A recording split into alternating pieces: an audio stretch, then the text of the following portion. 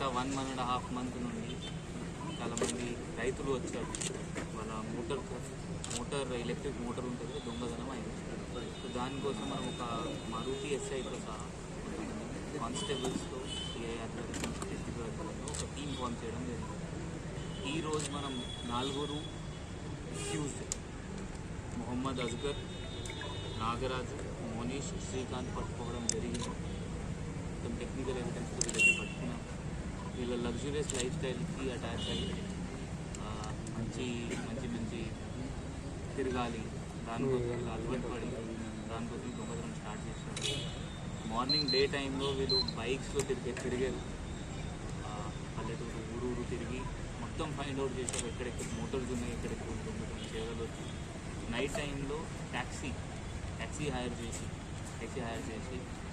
అక్కడ పోయారు. మొత్తం దొంగతనం చేసి వీళ్ళ ఇంట్లో దొంగతనం చేసి కట్ చేసి దానిలో రై తీసి అమ్మేస్తారు. అండ్ స్క్రాప్ ఆఫెండర్స్ వీళ్ళకి కొంటారు. ఆ స్క్రాప్ ఆఫెండర్స్ కొంచెం జాగ్రత్త, మీరు మంచిగా పని చేయండి. ఇది అనవసరంగా ఇట్లా దొంగల మోటార్స్ రై కోసం ఏం కొనకండి, మీకు ఇబ్బంది అవుతుంది. ఇప్పుడు అందరికీ ఆల్రెడీ మనం బైండ్ ఓవర్ చేయడం స్టార్ట్ చేసాం.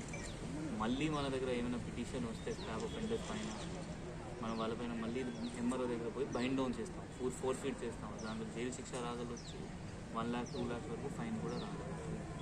అందరితో అదేమని మీరు ఎక్కువ కంటే ఎక్కువ సీసీటీవీ కెమెరాస్ పెట్టాలి.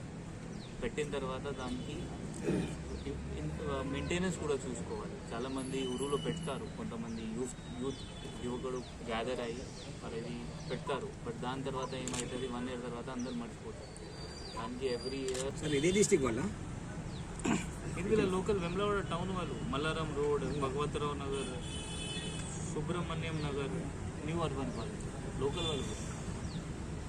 ఇద్దరు ఎక్స్పాండింగ్ వాళ్ళు, వాళ్ళ కామారెడ్డి వాళ్ళు.